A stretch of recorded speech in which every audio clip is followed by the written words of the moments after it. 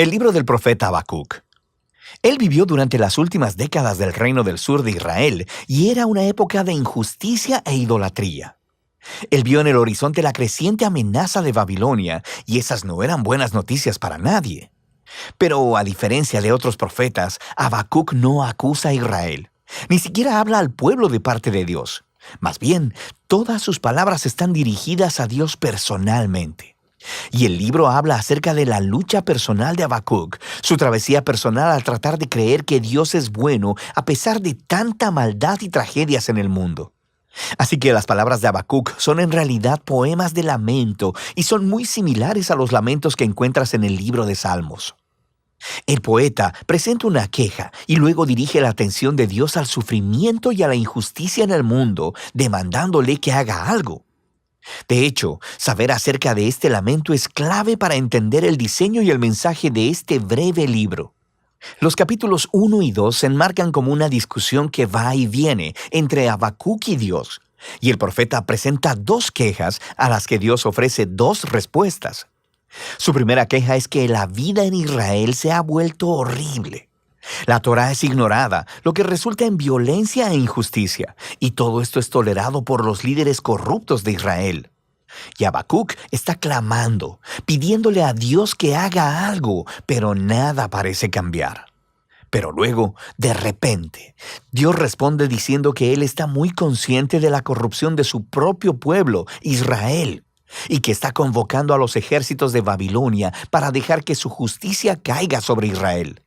Y de manera muy similar al mensaje de Miqueas o de Isaías, Dios dice que usará este terrible imperio para devorar a Israel por su injusticia y su maldad. Pero Habacuc tiene un problema con esta respuesta, así que ofrece su segunda queja. Él dice que Babilonia es aún peor que Israel, que ellos son más corruptos, más violentos, que han deificado su propio poder militar, que tratan a los humanos como a animales, atrapándolos como peces en una red. Ellos devoran a las naciones y a los pueblos para construir su propio imperio. Así que Habacuc dice, ¿cómo puedes tú, un Dios santo, usar esas naciones tan corruptas como tus instrumentos en la historia? Él demanda una explicación. De hecho, Habacuc se representa a sí mismo como una atalaya en los muros de la ciudad, esperando la respuesta de Dios que eventualmente llega. Dios le dice a Habacuc que tome unas tablas y un cincel y escriba lo que vea y escuche. Es una visión sobre un momento señalado en el futuro, y aunque parezca lenta su venida, eventualmente llegará. De hecho, Dios dice que el justo vivirá por su fe en esta esperanza y visión. Entonces, ¿cuál es esa promesa divina que Habacuc debe escribir? Que Dios hará caer a Babilonia. Dios dice que la violencia y la opresión de las naciones crea un ciclo interminable de venganza y que Dios usará este ciclo para atraer el auge y la caída de las naciones. Y el hecho de que Dios pueda, por un tiempo, usar a una nación corrupta como Babilonia no significa que Él respalde todo lo que hacen. Él hace responsable a todas las naciones delante de su justicia. Así que Babilonia caerá junto con cualquier otra nación que actúe como ellos. La promesa de Dios es luego elaborada en una serie de 5 ayes que describen la clase de opresión e injusticia perpetuada por naciones como Babilonia.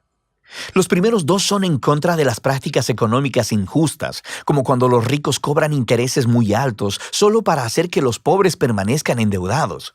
Así que ellos acumulan su riqueza a través de métodos deshonestos. El tercer ay es una crítica a la esclavitud, a tratar a los humanos como animales y amenazarlos con violencia si no producen. El cuarto ay es contra el abuso del alcohol por parte de los líderes irresponsables. Mientras el pueblo está sufriendo bajo su mal liderazgo, ellos están de fiesta y desperdiciando el dinero en sexo y alcohol. Y el último ay expone la idolatría, el motor que mueve esas naciones.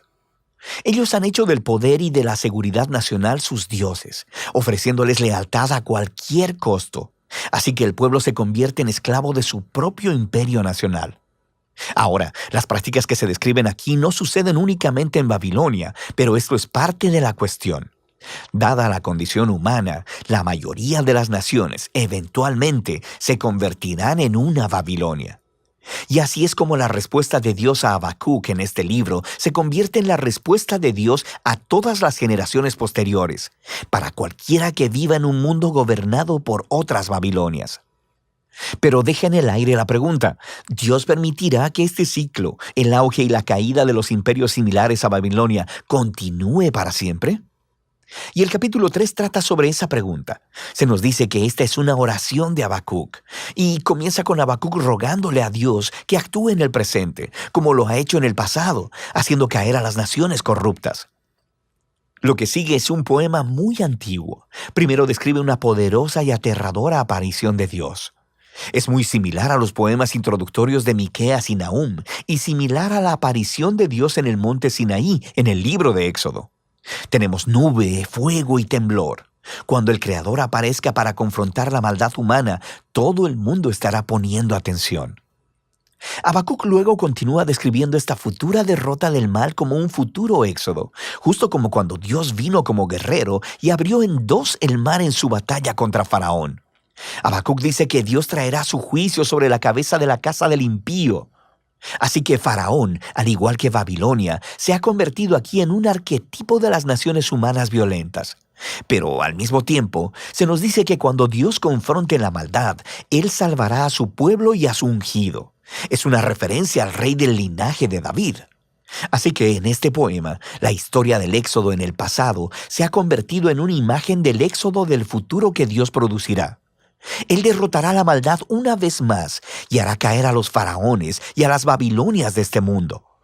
Él traerá justicia a todos los pueblos y rescatará a los oprimidos y a los inocentes. Y esta es la esperanza que hace que Habacuc pueda concluir el libro con una alabanza llena de esperanza. Incluso si el mundo está desmoronándose con hambrunas o sequías, o guerras, o lo que sea, Él elegirá confiar y gozarse en las promesas del pacto de Dios.